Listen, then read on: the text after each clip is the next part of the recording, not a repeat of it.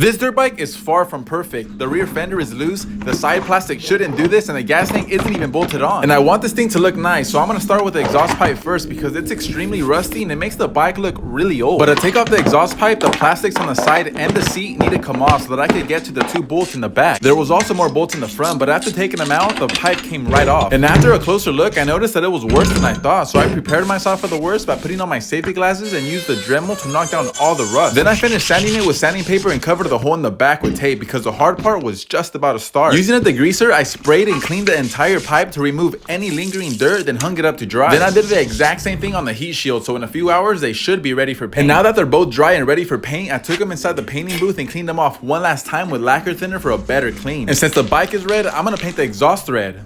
I'm just kidding. Instead, I'm using a high temperature black paint specifically made for headers and sprayed on 3 coats on each piece. But I didn't want both pieces the same tone of black, so I picked up a can of clear coat and sprayed on 3 coats, but only on the shield to give it a nice shine. Then I let them sit for 3 hours, and when I came back, they were drier than the president's response to the spy balloons. So it was time to put everything back together, starting with the exhaust pipe, then the heat shield. But when I put everything back together, everything looked weird because the exhaust pipe looked way too flashy compared to the rest of the bike, so I knew I wasn't done yet.